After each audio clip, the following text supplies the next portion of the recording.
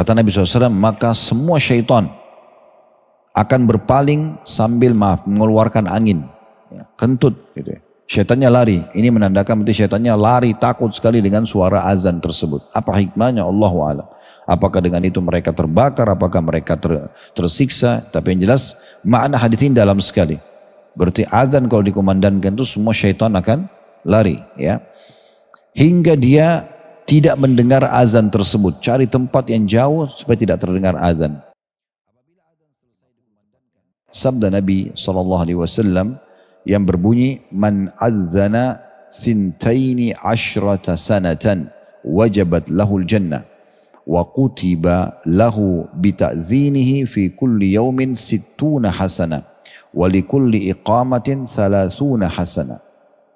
Siapa yang mengumandangkan azan selama 12 tahun, maka surga wajib baginya. Ditulis untuknya dengan azannya itu 60 kebaikan setiap harinya. Dan dengan iqamahnya 30 kebaikan atau pahala. Hadis ini diriwayatkan Ibnu Majah dan juga Al-Hakim. Dan hadis ini disahihkan oleh Syekh Albani dalam Sahihul Jami' nomor 6002. Kita coba korek dulu faedah-faedah dari hadis ini, baru kita dalam nanti masuk kepada syarah atau penjelasan seperti biasa metode yang kami gunakan ya. Yang pertama, adanya motivasi dalam Islam. Dan ini bagi kaum laki-laki untuk menjadi muadzin, untuk menjadi muadzin. Selama Allah Subhanahu wa taala memberikan kesempatan dan memang kita memiliki suara yang bagus ya. Ini salah satu syaratnya, memiliki suara yang bagus ya. Karena memang ada sejarahnya, akan kita sampaikan nanti kenapa harus bersuara yang bagus. Kisah tentang Abdullah bin Zaid dan Bilal radhiyallahu anhum ajma'in di masa Nabi SAW. Nanti kita panjang lebar jelaskan riwayatnya. Yang jelas di sini ada motivasi untuk menjadi muadzin ya, karena memang ternyata kalau dia azan maka akan dicatatkan baginya 60 pahala, kalau dia iqamah dicatatkan baginya 30 pahala.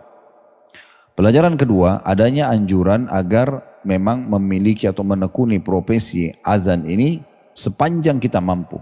Karena di sini ada penyebutan masalah 12 tahun. Di sini angka 12 tahun berarti bukan harus 12 tahun baru dapat keutamaannya. Tapi adanya motivasi agar konsisten, sekali jadi muadzin, azan aja selama Allah kasih kesempatan. Dan kalau kita punya kesempatan untuk azan di beberapa tempat, lakukan saja selama kita diizinkan.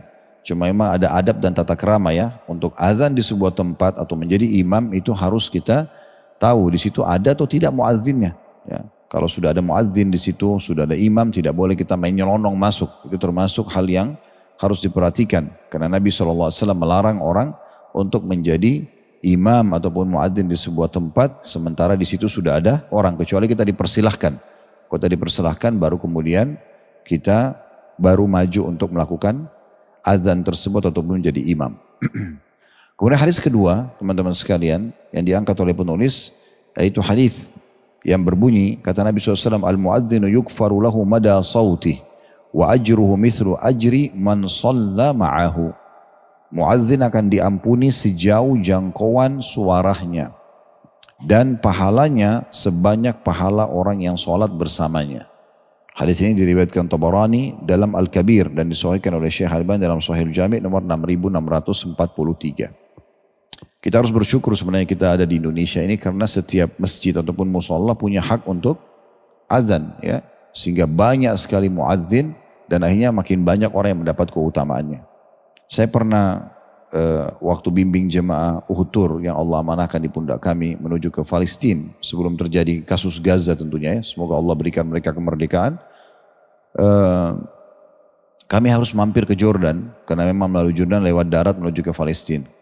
Di kota Amman, waktu kami mengunjungi gua Ashabul Kahfi, dan itu secara sejarah memang lebih dekat, ya, secara persentase di atas 90% itu gua yang benar. Ya. Dan itu juga sudah kami tanyakan kepada para ulama-ulama yang ada di Jordan, maka mereka menyatakan memang itu benar, gua Ashabul Kahfi diceritakan dalam surah Al-Kahfi. Di atas gua itu ada masjid dibangun, dan itu orang pakai sholat. Gitu kan. Nah, kami sempat sholat di situ. Dan karena saya berpikir keutamaan yang besar bagi para muadzin, Maka saya minta kepada pengurus masjidnya, bisa nggak saya dikasih kesempatan azan?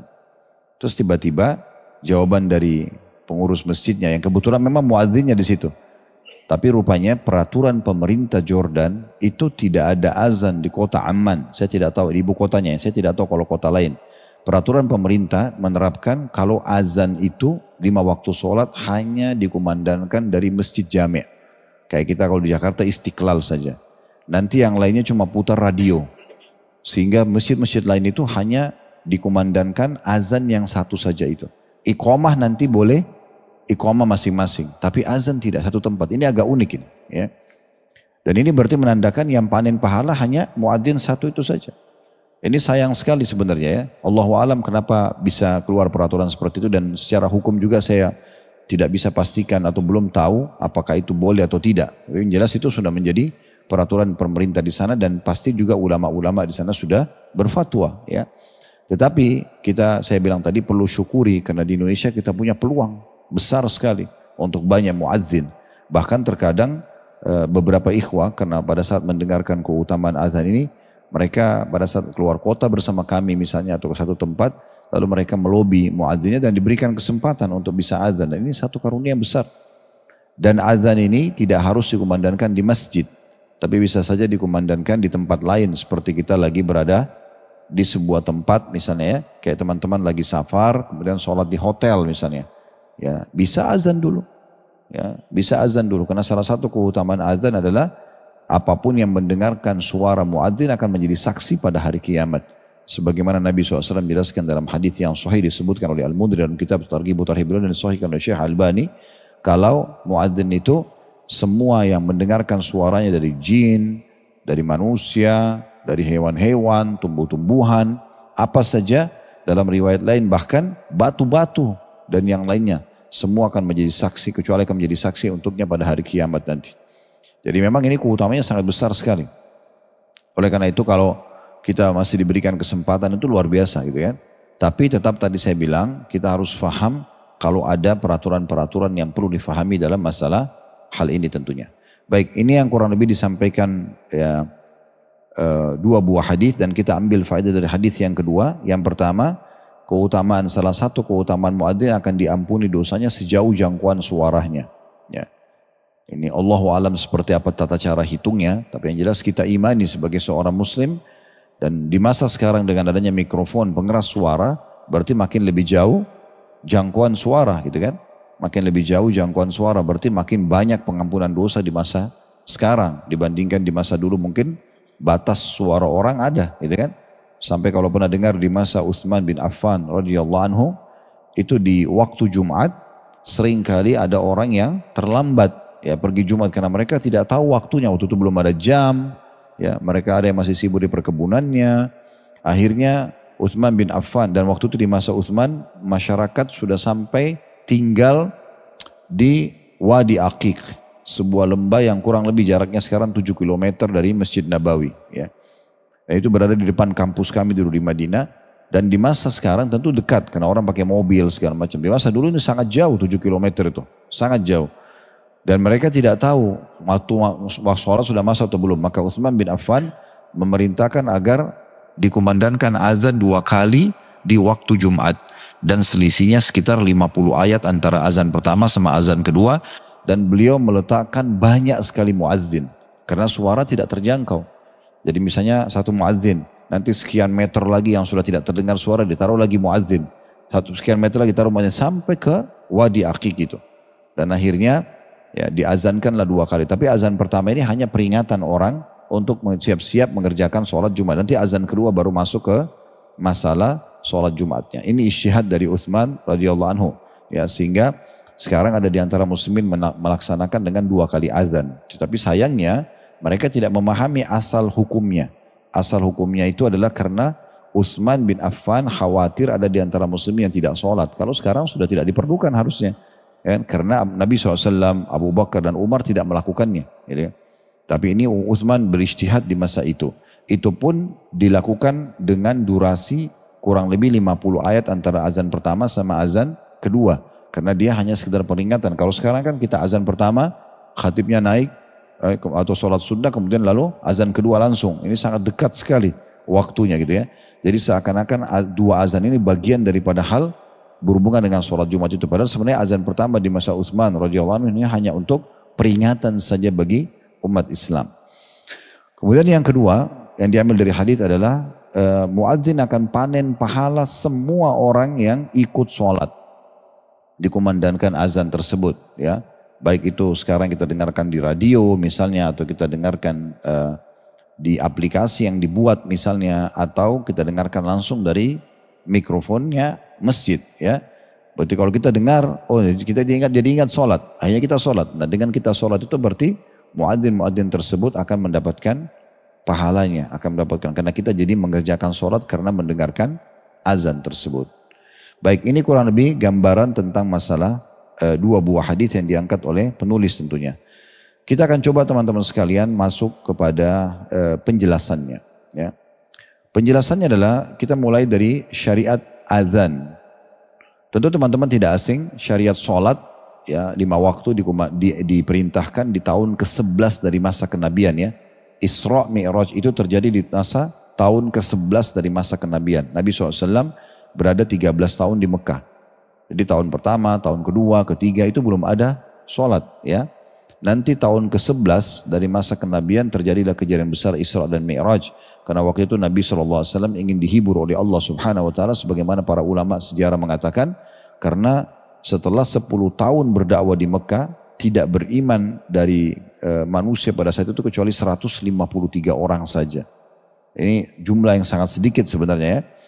Akhirnya mereka pun ditindas, mereka disiksa, 83 orang di antara mereka hijrah ke Ethiopia, sisa 70 orang yang tinggal bersama Nabi SAW di Mekah. Jadi jumlahnya sangat sedikit.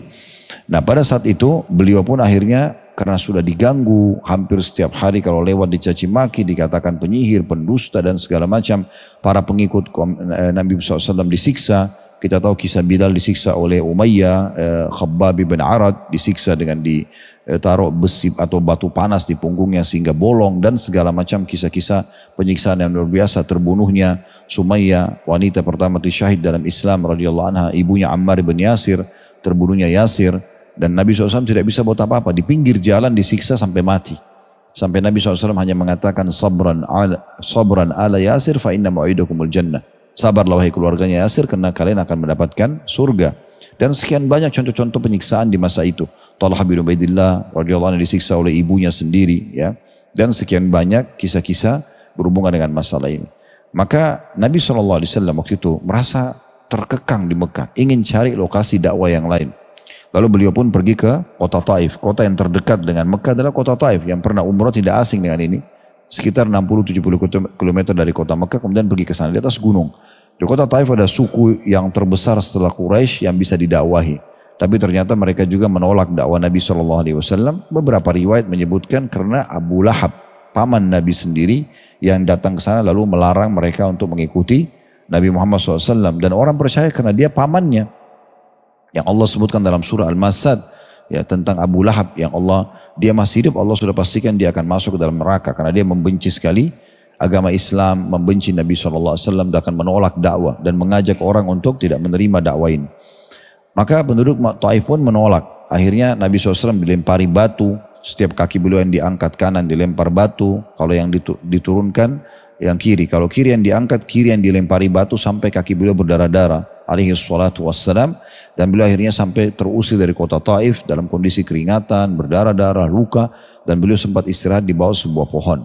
Kemudian beliau didatangi oleh Jibril AS dan waktu itu beliau berdoa mengatakan, ya Allah, kemanakah engkau akan arahkan diriku? Kepada sebuah masa depan yang belum jelaskah? Atau musuh yang akan membinasakanku? Tetapi kalau seandainya engkau tidak marah padaku, maka aku tidak peduli. Akhirnya Allah SWT datangkan Jibril AS jadi lalu mengatakan, hai Muhammad, sungguhnya Allah telah mendatangkan bersamaku malaikat khusus yang mengurus gunung-gunung di muka bumi ini. Semua gunung di tangan orang ini, di tangan malaikat ini. Maka tinggal kau perintahkan saja. Kalau kau perintahkan maka dia akan menyatukan gunung-gunung Taif dan gunung Mekah, maka hancurlah sejarahnya dua kota ini dan agamamu akan tersebar. Tapi kalau kau ingin bersabar, maka Allah juga akan menyebarkan agamamu. Karena cintanya Nabi SAW agar manusia mendapatkan hidayah dan petunjuk, bukan malah mencelakakan mereka, bukan cuma sekedar emosi dan egois saja, maka beliau mengatakan saya akan sabar. Lalu kemudian pada saat itu Nabi SAW pun menuju ke Mekah. Nah waktu itu karena merasa sedih sekali, Nabi SAW tidak tahu harus ambil langkah apa sebagai manusia, tapi beliau tetap bersabar dalam berdakwah. Allah SWT menghibur Nabi SAW dengan dua kejadian besar. Kejadian yang pertama, masuk Islamnya jin Nusaibin. Ya, jadi seakan-akan Allah ingin ditipesan kepada Nabi SAW, kalau manusia menolak dakwah Muhammad, ini kalangan jin saya datangkan. Maka datanglah jin dari wilayah Irak. Mereka sebelum diutus Nabi Muhammad SAW, semua jin itu bisa naik ke langit. Kemudian mereka bisa mendengarkan informasi apa yang akan terjadi esok hari dari para malaikat. Tapi setelah diutusnya Nabi Muhammad SAW, ditutup semua pintu langit. Mereka tidak bisa. Makanya mereka mengatakan sepertinya ada penghalang dari bumi nih. Lalu mereka keliling mencari dan mereka menemukan satu waktu Nabi SAW kebetulan lagi duduk dan baca Quran. Maka mereka pun mengelilingi Nabi. Lalu kemudian mereka beriman kepada Nabi SAW dan akhirnya mereka menjadi jin-jin yang mukmin, dikenal dengan jin Nusaibin. Kemudian yang kedua kejadian Isra Mi'raj. Ya. Ini hiburan Allah SWT kepada Nabi SAW, perjalanan yang sangat luar biasa, spektakuler dari Mekah ke Masjid Aqsa, lalu ke langit, cerita yang panjang lebar, intinya menerima 5 waktu sholat. Nah, waktu itu awalnya sholat 2 rakaat semuanya. Subuh 2, duhur 2, asar 2, maghrib 2, isya 2. Nanti setelah hijrah ke Madinah barulah subuh tetap dipertahankan 2, kemudian duhur dan asar serta isya ditambah 2 rakaat dan maghrib ditambah 1 rakaat. Makanya sunnahnya Bapak Ibu kalau berdiri dari rakaat kedua ke rakaat ketiga kita seperti takbir lagi. Pernah lihat itu ya? Nah, itu hanya dilakukan dari rakaat kedua ke rakaat ketiga karena awal hukum sholat itu cuma 2 rakaat. Jadi seakan-akan kita takbir lagi di rakaat yang pindah dari 2 ke 3. Nah di saat itu belum ada azan. Cuma perintah saya begitu. Azan itu kapan sejarahnya? Setelah Nabi SAW hijrah ke Madinah. Tentu banyak sekali riwayat menyebutkan masalah ini ya. Tapi di antaranya adalah riwayat yang menyebutkan kana al-muslimuna hina qadimul Madinah yajtami'una fayatahayyanuna lis-shalah, ya. Bahwasanya umat Islam dulu pada saat mereka tiba di Madinah, mereka sering berkumpul untuk memperkira-kirakan waktu sholat. Jadi mereka belum ada panggilan khusus gitu ya. Laisa yunadalaha, mereka tidak punya sesuatu yang bisa menyuruh mereka. Mereka belum tahu susunannya apa. Fatakallamu yauman fi dzalika, maka satu hari mereka pernah diskusi masalah itu. Faqala ba'dum ittakhadhu naqusan mithla naqusin nasara. Maka ada yang memberikan saran bagaimana kalau seandainya kita menggunakan lonceng sebagaimana orang Nasrani pakai lonceng di gereja mereka. Sehingga umat Islam juga pakai lonceng ya untuk memanggil sholat. Wa qala ba'duhum bal buqan mithla qarnil yahud. Yang sebagian lagi mengatakan tidak, kita gunakan trompet saja seperti trompetnya orang-orang Yahudi. Karena mereka kalau mau ibadah mereka pakai trompet ya. Faqala Umar awala tab'atsuna rajulan yunadi bis shalah. Maka Umar mengatakan, ya bukankah lebih baik dengan mengumandangkan suara untuk memanggil salat? Faqala Rasulullah sallallahu alaihi wasallam ya Bilal kum fanadi bis shalah. Maka Bilal, Nabi SAW pun mengatakan kepada Bilal, berdirilah dan kumandangkanlah azan. Ini riwayat Bukhari dan juga Muslim. Riwayat yang lain juga riwayat yang sahih menjelaskan ada seorang sahabat bernama Abdullah bin Zaid radhiyallahu anhu. Beliau setelah Nabi SAW dalam riwayat mengatakan silahkan carilah sesuatu yang bisa digunakan untuk azan, untuk panggilan sholat kalian. Maka sahabat ada yang tadi kalau riwayat ini mereka kasih ide. Tapi ada sebagian riwayat menyebutkan mereka sudah berusaha untuk mendatangkan trompet Yahudi atau lonceng Nasrani. Abdullah bin Zaid radhiyallahu anhu tidur di siang hari. Di waktu kailula kayak kita sekarang siang hari begini tidur dia. Dia mimpi.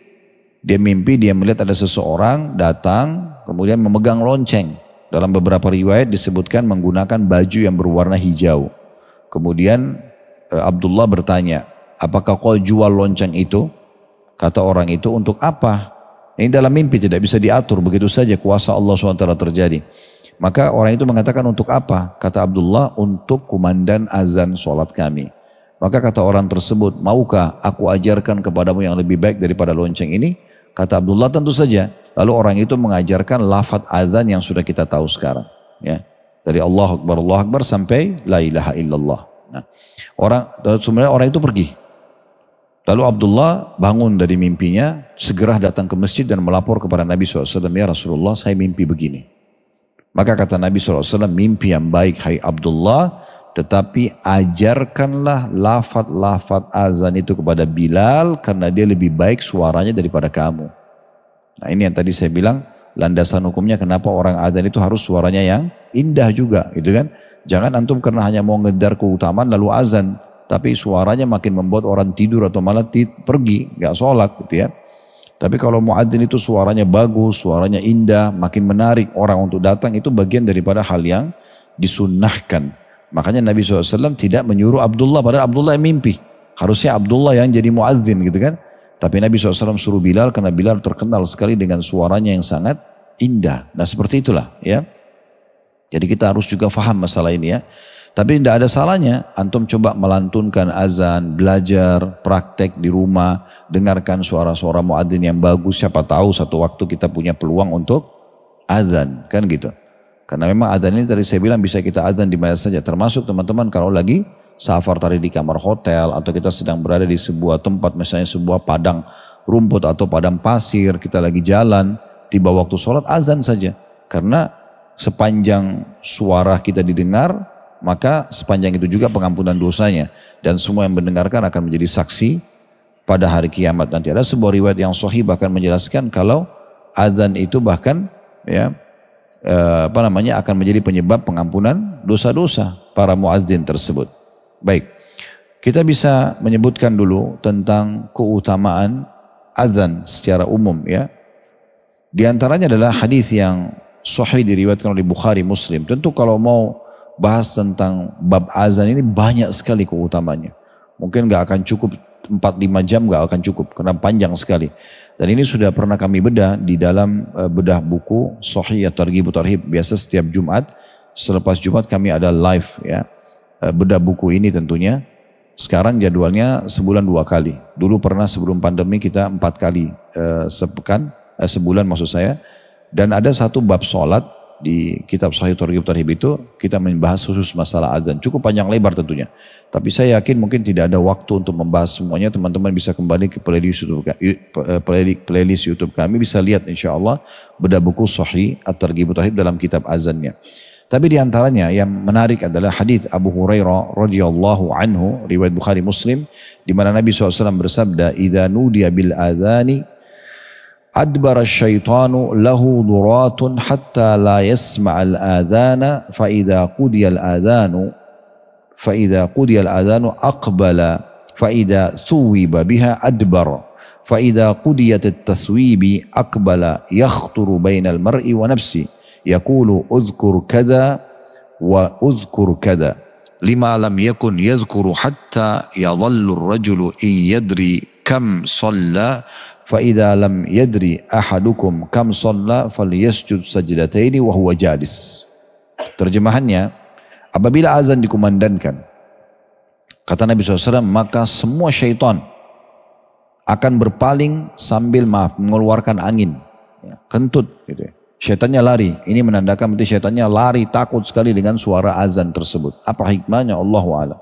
Apakah dengan itu mereka terbakar, apakah mereka tersiksa? Tapi yang jelas makna hadis ini dalam sekali. Berarti azan kalau dikumandangkan itu semua syaitan akan lari ya. Hingga dia tidak mendengar azan tersebut. Cari tempat yang jauh supaya tidak terdengar azan. Apabila azan selesai dikumandangkan maka ia pun kembali lagi. Tujuannya adalah agar menggoda. Supaya orang yang mau sholat tidak sholat. Jadi kalau azan dikumandangkan mereka lari, tapi kalau azan sudah selesai mereka segera kembali. Yang digoda hanya yang mau sholat. Yang tidak mau sholat sudah sahibnya syaitan. Gak perlu digoda. Gitu kan? Karena syaitan tidak goda pun dia sudah tidak sholat. Tapi yang mau sholat ini yang diganggu. Udahlah tunda aja dulu, masih banyak waktu, apalah segala macam bisikan dia. Makanya dalam Islam diberikan keutamaan dalam hadis Bukhari Muslim waktu ditanya kepada Nabi SAW, amal apa yang paling Allah cinta atau yang paling baik? Paling utama, kata Nabi SAW, as-salatu ala waktiha. Sholat tepat, on time. Azan langsung sholat. Dan puncak pahala sholat itu kalau bergabung pada Bapak Ibu 3 hal. Tepat waktunya, begitu azan ikut langsung. Ya. berhenti semua aktivitas, sholat sunnah qabliyah, kemudian iqamah langsung sholat dari takbiratul pertama imam, ya. Kemudian yang kedua tepat gerakan, semuanya gerakannya sesuai dengan yang diajarkan Nabi SAW, dan yang ketiga tepat bacaannya dengan tenang, dengan penuh tumaknina, sebagaimana Nabi SAW mengatakan, "Shallu kama ra'aitumuni usolli." Sholatlah sebagaimana kalian lihat aku sholat. Yang dibutuhkan kualitasnya, ya, bukan kuantitasnya. Kalau kuantitas sudah ditentukan, kalau sholat wajib subuh 2 rakaat, duhur 4 rakaat, asar 4 rakaat, maghrib 3, isya 4, sudah. Jadi tinggal kita jaga kualitasnya. Jangan buru-buru teman-teman sekalian, sayang sekali. Sampai kata Nabi SAW, nanti akan ada orang hari kiamat diberikan pahala sholatnya hanya setengah saja. Ada yang cuma 1/4 saja. Ada bahkan cuma 1/10 saja. Dan ada yang sholatnya diremuk seperti baju kotor yang dilemparkan ke wajahnya. Karena tidak ada nilainya. Dari takbiratul ihram sampai salam semuanya buru-buru dan bahkan sudah tidak tepat waktu, tidak tepat gerakan, tidak tepat bacaan. Kemudian dia berharap diberikan balasan, itu tidak akan mungkin. Maka akan sia-sia saja. Sia-sia waktunya, sia-sia gerakannya dan seterusnya. Dan kita perlu tahu hadis Nabi SAW bahwasanya awal amal dihisab hari kiamat adalah sholat. Kalau dia baik maka beruntunglah orang ini. Atau dalam riwayat lain akan membantu amal-amal lain. Kalau dia buruk maka akan rugilah orang tersebut. Dalam riwayat lain akan mengganggu amal-amal yang lainnya. Oleh karena itu kita harus betul-betul menjaga poin seperti ini. Baik, selanjutnya dikatakan apabila dikumandangkan iqamah, maka syaitan pun berpaling lagi. Sama, dia lari. Apabila iqamah sudah selesai dikumandangkan, syaitan kembali lagi. Ia akan melintas di antara seseorang dan nafsunya. Dia berkata, sementara orang sholat, ingatlah ini, ingatlah itu. Untuk sesuatu yang sebelumnya dia tidak mengingatnya. Hingga seseorang tersebut senantiasa tidak mengetahui berapa rakaat dia sholat. Apabila salah seorang dari kalian tidak mengetahui berapa rakaat dia sholat, hendaklah dia sujud 2 kali dalam keadaan duduk. Hadis ini diriwayatkan oleh Bukhari dan juga Muslim. Jadi dari hadis ini teman-teman sekalian, berarti azan syaitan lari, tidak bisa goda manusia. Dia akan kembali segera antara azan dan iqamah supaya menggoda orang, ya, tidak sholat sunnah atau menunda-nunda sholatnya dan seterusnya. Kemudian kalau iqamah dia pergi lagi, setelah itu dia kembali goda lagi kalau selesai iqamah orang-orang yang sedang sholat. Dan mengingatkan kepada dia, ingatlah ini, ingatlah itu. Ya, ada sebagian orang kadang-kadang salah faham. Dia pikir karena dia kalau lupa kuncinya di mana atau dia lupa apa, dia sholat ingat. Maka dia sholat untuk ingat kuncinya yang hilang di mana. Ya. Sehingga tidak ada nilai pahalanya. Innamal a'malu binniyat. Semua sesuai dengan niatnya. Ya, kalau dia niat sholatnya hanya untuk ingat barang atau karena patuh pada atasannya atau karena tidak ada sama lingkungannya, tidak ada pahalanya. Karena ini bukan karena Allah Subhanahu wa ta'ala. Tapi kalau dia niat untuk Allah maka akan aman dengan sendiri. Pasti akan menerima pahalanya, ya. Sama juga sebagian ulama menyinggung ini. Kalau seandainya ada orang wudunya supaya ngantuknya hilang. Dalam masalah fikih, ya. Ulama mengatakan wudu ini nggak boleh dipakai sholat. Wudu ini tidak boleh dipakai sholat. Karena niatnya bukan wudu untuk sholat. Niatnya untuk hilangin ngantuk, ya. Maka dia berarti sesuai dengan niatnya. Ini contoh-contoh saja yang harus difahami baik-baik. Oleh karena itu kita niatkan betul-betul karena Allah Subhanahu wa ta'ala. Nah, syaitan sekarang menggoda orang kalau untuk sholat dan dia mengatakan ingatlah ini, ingatlah itu. Ada sebuah riwayat Utsman bin Abi Maz'un radhiyallahu anhu yang pernah kami temukan. Beliau mengatakan, ya Rasulullah, saya kalau lagi sholat sering kali sekali hadir, sekali tidak. Maka kata Nabi SAW, itu golongan syaitan bernama Khanzab, ya. Ada syaitan yang bernama Khanzab khusus menggoda, ya, orang yang sedang sholat sehingga dia lupa berapa rakaat dan segala macam. Kalau datang kepadamu bacalah a'udzubillahi minasyaitonirrajim, lalu tiuplah ke sebelah kiri 3 kali, ya. Kata Utsman, saya pun menerapkannya, maka hilanglah godaan tersebut, ya, hilanglah godaan tersebut. Kalau dalam riwayat ini, riwayat yang baru tadi kita bacakan Bukhari Muslim, Nabi SAW langsung ke sujud sahwi, sujud kelalaian, ya. Kalau bapak ibu lupa berapa rakaat, ini 2 atau 3 ya, maghrib misalnya, ya. Anggap kita lagi sholat, tidak berjamaah ataupun berjamaah, imamnya pun kadang-kadang lupa misalnya. Anggaplah ini contoh saya, kita lupa, ya. Mayoritas orang sih insya Allah tidak lupa, tapi ada saja terlintas di waktu kita lupa. Itu manusiawi, ya. Nabi SAW sendiri pernah lupa juga, dan Allah buat itu supaya menjadi pelajaran bagi orang-orang. Beliau pernah sholat asar, tapi begitu 2 rakaat, tahiyat pertama salam. Padahal sudah 4 rakaat asar waktu itu, sudah berubah setelah hijrah ke Madinah. Bukan fase Mekah yang awalnya masih 2 rakaat gitu. Maka pada saat itu orang juga tidak ada yang menegur Nabi. Sampai Nabi selesai zikir, SAW, beliau menuju ke pintu gerbang masjid. Biasanya beliau tunggu di situ. Kalau ada sahabat yang masih mau berkeluh kesah, ada yang mau bertanya, ada yang punya hajat, sampaikan kepada beliau. Ada satu sahabat berdiri lalu mengatakan, ya Rasulullah, apakah telah turun wahyu lagi, mengembalikan sholat seperti awal? Maksudnya jadi 2 rakaat? Yang itu. Kedua awal kan dulu di Mekah 2 rakaat. Atau Anda lupa? Kata Nabi SAW, tidak ada wahyu yang mengubah dan saya juga tidak lupa. Nabi begitu yakin, beliau tidak lupa. Lalu beliau pegang tangannya sahabat ini lalu masuk ke masjid dan mengatakan, apakah benar yang dikatakan oleh orang ini? Tadi saya cuma 2 rakaat sudah salam. Kata mereka, benar ya Rasulullah. Maka Nabi SAW pun langsung berdiri menghadap kiblat dan menyuruh sahabat menyambung sholat bersama beliau walaupun sudah ngomong 2 rakaat sisanya. Setelah itu beliau sujud sahwi, sujud kelalaian. Ya, namanya sujud sahwi. Nah, hukumnya adalah kalau Bapak Ibu kembali ke buku-buku fikih, kalau Bapak Ibu mengingat kesalahannya dalam sholat sebelum salam, kalau tadi kan Nabi sudah ngobrol sama orang, udah selesai, udah berhenti sholat. Itu beda. Kalau kita ingatnya dalam sholat, misalnya kita ragu nih, ini rakaat kedua, rakaat ketiga ya. Sunnah Nabi SAW itu dan perintah Nabi adalah kembali kepada jumlah yang paling sedikit. 2 atau 3, pilih 2. 3 atau 4, pilih 3. Gitu kan? Begitu kata Nabi SAW. Dalam sebuah hadis kata Nabi, kalau kalian lupa pilihlah. Kalau 4, kalau 3 atau 4 pilihlah 3. Karena kalau seandainya dia ternyata 4 dan kalian sholat 5 berarti 4 rakaatnya sudah terpenuhi. Tapi kalau kalian pilih yang lebih besar, 3 atau 4, lalu kalian pilih 4 ternyata baru 3, maka sholat kalian tidak sempurna. Kan gitu, itu sunnahnya. Ini beda dengan kalau bayar utang Ramadan. Ini kita jelaskan pada bulan lalu ya, pada pertemuan yang lalu. Kalau utang Ramadan, kita ragu nih, utang saya 3 atau 4. Pilih yang lebih banyak. Misalnya 4. Ya. Beda dengan rakaat sholat kita pilih yang lebih sedikit. Nah seperti itulah.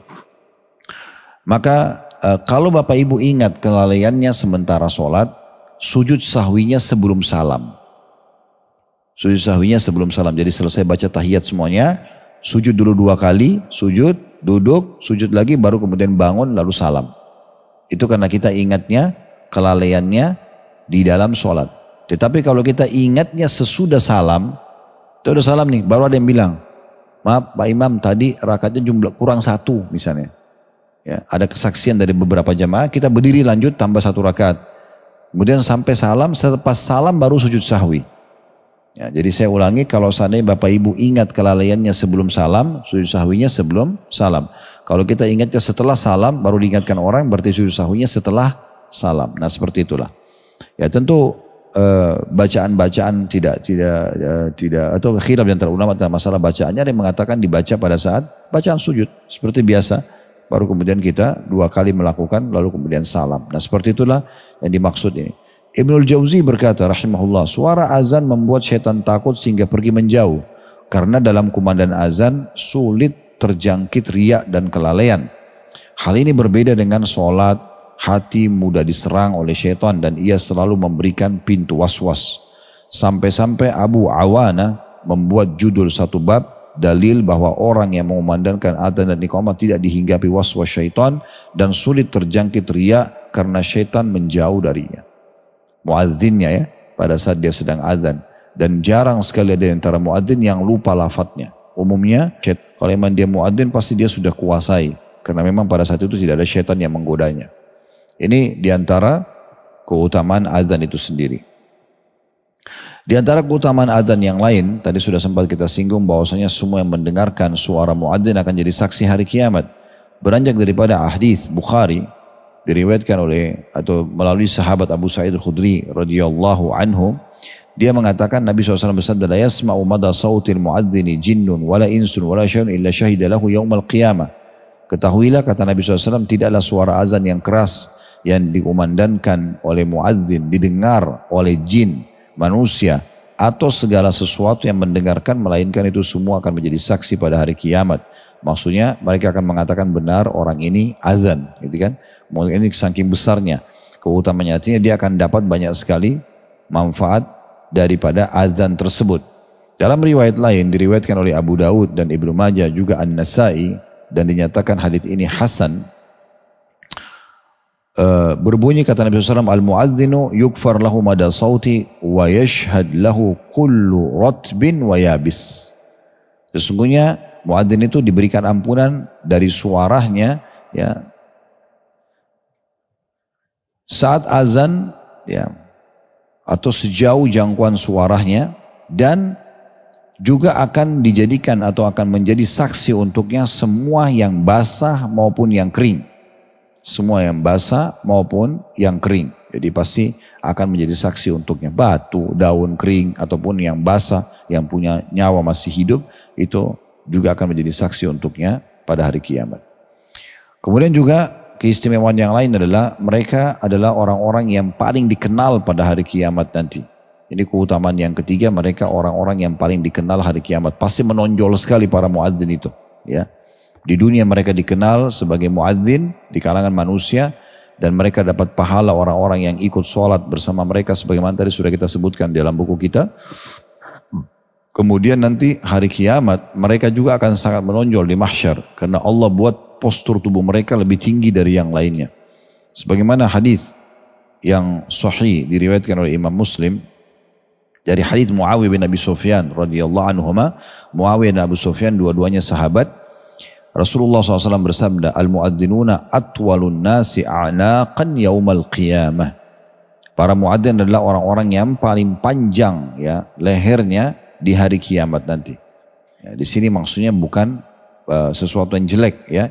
Bisa bermakna, ya, paling banyak nampak padanya rahmat Allah, sebagaimana sebagian ulama memaknakan seperti itu, ya.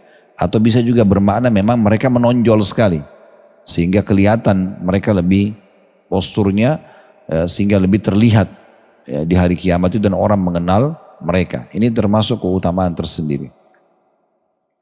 Kemudian juga tadi saya bilang kita dianjurkan teman-teman sekalian untuk sering azan, ya, walaupun lagi sendirian. Jadi Bapak Ibu jangan lupa, ya, maksudnya ini terutama Bapak, ya. Kalau ibu-ibu itu nanti kita jelaskan masalah hukum, ya, di akhir insyaallah. Jadi usahakan azan. Walaupun misalnya kita sendirian, ya. Kalau tidak ada orang, tentu kalau ada masjid, bapak-bapak harusnya ke masjid, ya. Pendapat jumhur ulama lebih pas untuk ke masjid, karena ke masjid itu keutamanya besar sekali. Setiap langkah kaki ada pahalanya, ada doa menuju ke masjid, ada doa keluar rumah, ada pahala masuk masjid dengan kaki kanan, ada antara azan iqamah doa mustajab, kemudian takbiratul ihram pertama imam, dan segala macam, ada sholat qobliyah, itu semua itu pahalanya besar.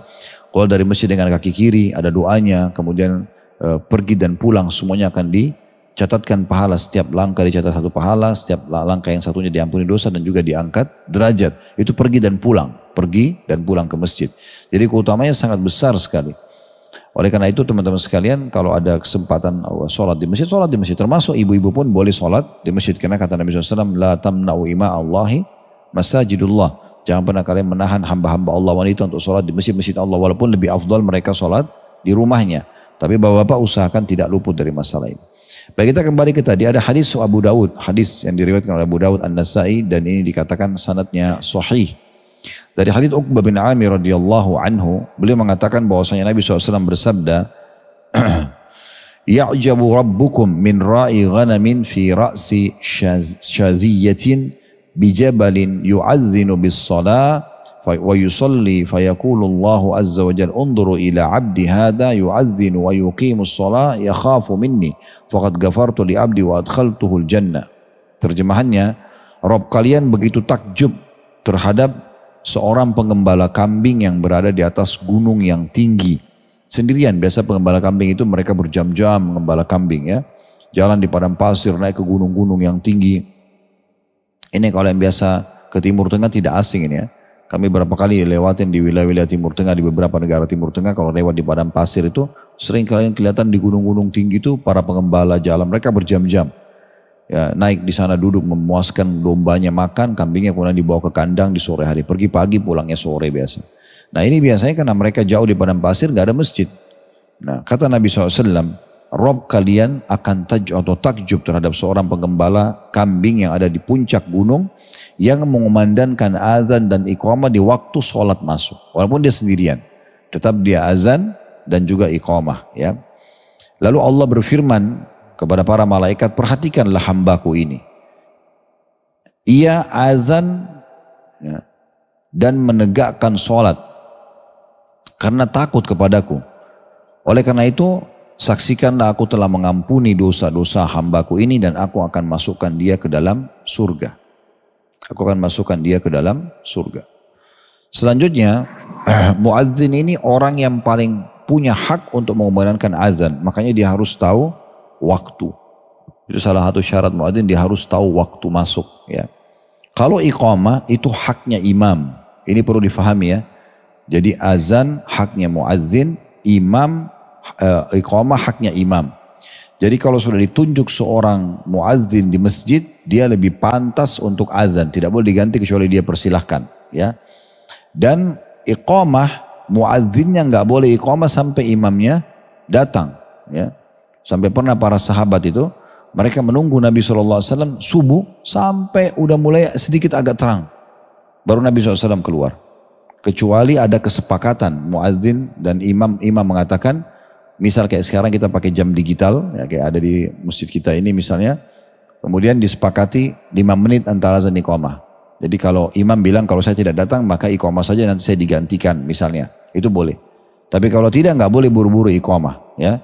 Dan perlu digarisbawahi terutama Anda yang mampir di sebuah masjid, ini jangan tegopoh-gopoh ini ya. Karena Anda buru-buru mau iqamah langsung main iqamah padahal imamnya ada dan waktu iqamah belum masuk. Ya. Saya kebetulan imam di masjid dekat rumah, ada musola bukan masjid sebenarnya, karena tidak terlalu besar. Kemudian saya sering wewayan sama muadzin. Jadi kalau sudah mau masuk iqamah tinggal semenit 2 menit karena dia ingatkan Ustaz sudah sampai di mana gitu. Saya kalau di luar kayak tadi di sini saya sampaikan saya lagi ada pengajian di luar. Nah itu beliau iqamah, silakan iqamah. Tidak apa-apa nanti ada yang gantikan jadi imam. Baik beliau atau orang lain gitu ya. Tapi kemarin ada kejadian, saya udah bilang pas 2 menit saya bilang sebentar lagi saya sudah mau tiba. Saya pas tiba terus saya pakai mic-nya, loh kok nggak iqamah? Saya tanya muadzin ini, kenapa nggak iqamah? Sudah iqamah Ustaz. Kok sudah iqamah? Harusnya tunggu saya gitu. Rupanya ada satu jemaah situ mampir, tidak tahu dia dari mana, ikut sholat sama kami, dia buru-buru iqamah. Gitu. Jadi dia tidak izin, saya ini kan tidak tahu hukumnya harusnya tidak boleh begitu. Jadi datang teman-teman, tidak usah buru-buru, tidak usah tergesa-gesa. Masa antum pada saat nunggu di restoran kesukaan 15 menit, 20 menit mau? Nunggu iqamah 5 menit saja sudah kepanasan kakinya gitu kan. Kenapa harus begini? Tunggu dan gunakan, maksimalkan antara azan iqamah. Kalau belum iqamah, maksimalkan, angkat tangan berdoa, itu waktu mustajab. Sampaikan hajat-hajat kita kepada Allah SWT. Itu penting sekali untuk dimaksimalkan. Jadi hati-hati sekali, ini ada penting untuk digarisbawahi ya. Sesuai dengan hadis Nabi SAW riwayat Ibnu Hibban dalam sahihnya, dari hadis Aisyah radhiyallahu anha, beliau mengatakan aku pernah mendengarkan Rasulullah SAW bersabda, al-imamu dhaminun wal muadzinu mu'taman fa arsyadallahu la'immata wa afa 'anil muadzinin. Imam adalah penjamin sedangkan muadzin adalah orang yang diamanahi. Semoga Allah memberikan petunjuk kepada para imam dan mengampuni para muadzin. Ya. Hadits ini ya, menunjukkan tentang keutamaan muadzin itu sendiri karena mereka memang orang-orang yang dipercaya. Ya, karena dia harus tepat waktu kalau azan dan imam juga adalah orang-orang yang memberikan jaminan terhadap benarnya sholat dan masuknya waktu sholat itu sendiri. Dalam riwayat lain dijelaskan lebih detail lagi kalau azan haknya muadzin dan iqamah adalah haknya imam itu sendiri. Ya. Kemudian selanjutnya teman-teman sekalian adalah hadis Nabi alaihi salatu wassalam juga yang berhubungan dengan masalah keutamaan azan dan muadzin ini. Kita dianjurkan untuk berlumba-lumba selama punya kemampuan ya untuk azan. Kalau tidak bisa maka kita hadiri dan jawab muadzin. Jawab ucapan muadzin dan jawab untuk segera mengerjakan sholat. Karena sebenarnya panggilan dalam sholat itu hayya ala sholah, ayo sholat, hayya ala falah, ayo menuju kepada kemenangan. Itu sebenarnya panggilan dari Allah subhanahu wa ta'ala. Makanya muadzin semuanya dari orang Melayu, orang Arab, orang hitam dari Afrika, orang bule di Eropa dan di Australia di sana, di Amerika sama, semuanya sama lafaz azannya. Karena itu adalah komandan dari Allah subhanahu wa ta'ala. Muadzin hanya ditugaskan saja. Jadi kita harus tahu ya. Keutamaannya adalah kalau seandainya Anda memang punya peluang untuk azan, maka jadi muadzin. Kalau tidak bisa, maka jangan kehilangan keutamaan ikutin lafadznya muadzin, kecuali dalam hayya 'alas shalah, hayya 'alal falah Anda mengatakan la haula wala quwata illa billah, sebagaimana dalam riwayat-riwayat yang sahih disebutkan masalah itu. Kemudian jangan lupa segera kerjakan sholat di waktu itu, bukan hanya sekedar jawab. Lagi macet di jalan, mampir keluar aja dari tol, nggak apa-apa, rugi sedikit 9.000, 10.000 rupiah, mampir sholat, gitu kan. 5 menit, 10 menit, kemudian kembali lagi masuk, lanjutkan jalan. Itu lebih tenang, apalagi kalau waktu maghrib yang sangat dekat dengan isya. Jangan sampai kita termasuk orang yang melalaikan ya. Wailun lil musallin alladzina an salatim sahun, kata Allah. Kecelakaan dan kebinasaan bagi orang yang sholat, yaitu orang-orang yang lalai dari sholatnya. Yang dimaksud dengan orang yang lalai di sini adalah orang, sebagian ulama tafsir mengatakan orang yang sengaja menunda-nunda sholat, mengatakan nanti sampai tiba waktu sholat setelahnya. Itu diancam dengan kecelakaan ataupun siksaan buat mereka. Baik, jadi kita jawab segera mengerjakan sholat. 3 hal, jadi muazzinnya atau jawab lafaz muazzin dan juga segera mengerjakan sholat. Digabungkan semua itu dalam hadis ya, riwayat Bukhari dan Muslim. Dari hadis Abu Hurairah radhiyallahu anhu, kata Nabi SAW, la ya'lamun nasu ma fi nida'i was saffil awal la atauhuma walau la atauhuma walau habwa. Ini sebuah riwayat yang lain. La ya'lamun nasu ma fi nida'i la ya'lamun nasu ma fi nida'i was saffil awal thumma lam yajidu illa an yastahimu alaihi lastahamu. Kalau seandainya manusia mengetahui benar-benar keutamaan azan, apakah jadi muazzinnya atau dia menjadi ya orang yang menjawab azannya, lafaz muadzin diikutin dan sekaligus mengerjakan sholat. Ini salah satunya itu keutamaan ya untuk mendapatkan itu. Kalau seandainya manusia mengetahui apa yang disembunyikan, disiapkan untuk keutamaan azan dan juga saf pertama, bagi laki-laki saf pertama, bagi perempuan saf yang terakhir, sebagaimana dalam hadis lain disebutkan ya. Kemudian mereka tidak mendapatkan kecuali harus merangkak, maka mereka akan merangkak untuk memperebutkan itu ya. Baik itu jadi muazzinnya, baik itu menjawab alfaz azannya, baik itu segera mengerjakan sholatnya. Dalam riwayat lain tadi masih Bukhari Muslim, mereka tidak mendapatkan kecuali mereka harus ya, memperebutkannya ini, atau mengundi satu sama yang lain, maka mereka akan melakukannya karena besarnya pahala. Sampai ada sebagian ulama mengatakan, andai saja ya saya bisa membayar dengan seluruh harta yang saya miliki di dunia hanya untuk memberikan peluang satu kali azan, atau ya punya peluang untuk masuk ke saf pertama bagi laki-laki, maka pasti saya akan membayar dengan seluruh harta yang saya miliki. Imam Nawawi rahimahullah menjelaskan dalam syarah Sahih Muslim ya, di jilid 4 halaman 142, yang dimaksud hadis ini adalah seandainya mereka mengetahui keutamaan azan, keagungan dan balasan yang besar, kemudian waktu azan sudah sempit atau masjid hanyalah satu, pastilah mereka saling berebut untuk azan dengan cara mengundinya, Dan saya bilang tadi, kalau kita mau membahas ini panjang sekali ya tentang keutamaan azan itu sendiri. Sementara hukum azan yang paling tepat, ini khilaf antara ulama, tapi yang paling tepat hukum azan adalah fardu kifayah. Fard artinya wajib ya, kifayah artinya cukup. Maksudnya kalau sudah ada yang azan di satu masjid, ya udah nggak usah azan lagi yang kedua. Ya, jangan teman-teman bilang ini kan saya masuk di masjid, saya mau juga kejar keutamaan. Tadi muadzin sudah azan, bapak izan lagi di sana, azan lagi di sana, itu nggak bisa. Ya. Jadi dia fardu kifayah pada orang yang mukim ataupun orang yang musafir ya. Jika sebagian sudah melakukan, gugur sebagai sebagian yang lain, itu fardu kifayah begitu ya, kewajiban tapi tercukupkan dengan orang yang mewakilinya. Kayak misalnya contoh salam hukumnya sunnah, bapak ibu bilang assalamualaikum warahmatullahi wabarakatuh sunnah, tapi yang dengar wajib jawab. Menjawab azan ini wajib, beda hukum. Ucapin salam sunnah, jawabnya wajib. Ya, jadi kalau teman-teman telepon kita assalamualaikum warahmatullahi wabarakatuh, itu harus jawab dulu salamnya, baru kita mengobrol itu. Baik itu tulisan ataupun ucapan, sama. Jawabnya adalah wajib. Nah, kalau seandainya kita di majelis seperti ini, ada yang salam assalamualaikum warahmatullahi wabarakatuh, ada satu orang yang jawab, maka yang lain gugur hukumnya. Itu namanya fardu kifayah. Sama dengan sholat jenazah. Kalau bapak ibu berjalan sama seseorang, di tengah jalan di padang pasir meninggallah salah seorang di antara anda, maka di sini wajib, karena tidak ada orang lain, dia wajib untuk mensolati dan mengurus jenazah orang tersebut. Makanya ini salah satu darurat yang harus kita tahu, tata cara mengurus jenazah dan juga memakamkannya. Tetapi kalau seandainya ya kita berada di satu tempat, ada orang meninggal tetangga atau apa, dan sudah ada yang sholat ya, ada yang urus jenazah, maka gugur kewajiban bagi yang lain, itu namanya fardu kifayah. Seperti itulah azan juga sama ya hukumnya. Adapun orang yang sholat sendirian disunnahkan azan dan iqamah kalau sholat sendirian, namun bukanlah wajib, karena ketika mengumandangkan azan ya, saat sholat sendiri tidak ada jamaah yang dipanggil. Akan tapi karena dalam azan terdapat zikir kepada Allah, maka dianjurkan untuk mengucapkannya. Dan ada sebagian pendapat ulama juga berhubungan dengan masalah ini, yaitu teman-teman sekalian, azan di wilayah kita itu mewakili azan seluruh wilayah itu. Kayak misalnya Bapak Ibu lagi di rumah, terutama ibu-ibu kan di rumah ya. Sekarang kalau sudah dengar azan satu aja sudah mewakili. Baik itu untuk sholat, baik itu untuk buka puasa, baik itu untuk ya berhenti sahur. Kan itu. Jadi ini termasuk harus diperhatikan ya. Jadi jangan bilang ini kan lagi mau berhenti sahur, ini kan azannya baru selesai di sana baru mulai kok azannya. Ya sudah ada yang azan maka sudah mewakili semuanya. Nah ini penting untuk digarisbawahi.